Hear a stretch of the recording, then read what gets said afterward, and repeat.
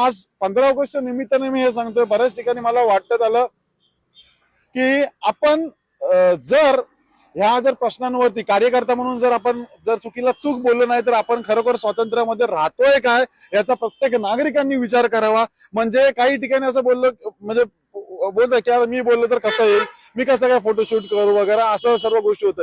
पण आपल्या वेदना आपल्या गोष्टी ह्या जनतेसमोर आपण मांडायला शिका. जर आपला एखादा लोकप्रतिनिधी असू दे किंवा संबंधित प्रशासन जर चुकतंय तर त्याला योग्य वेळी योग्य समज द्या किंवा सांगा, तर आणि तरच हा आपला स्वतःचा भारत देशाचा आपल्या म्हणजे कोकण प्रांताचा भारत देशाचा विकास होईल. आणि खऱ्या अर्थाने तर आणि तरच आपण बोलू शकतो की आपल्याला स्वातंत्र्य मिळालेलं आहे.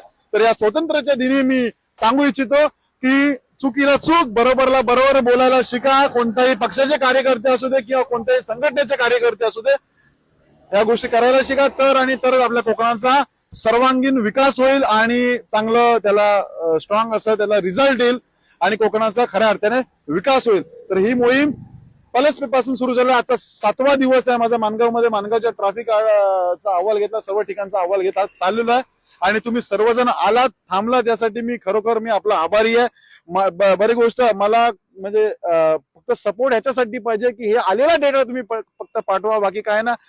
खर्चाने चाललेलं आहे. मी स्वतः देखील इलेक्ट्रॉनिक्स इंजिनियर आहे.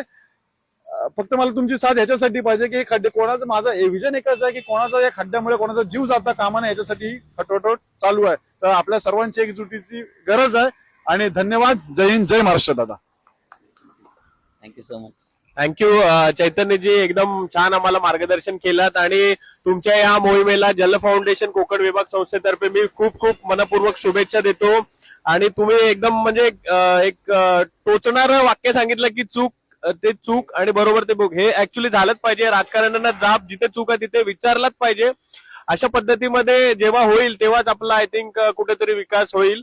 तरी मी सर आपल्याला पुन्हा एकदा शुभेच्छा देतो आणि ते आपण थांबतोय. थँक्यू. खूप धन्यवाद.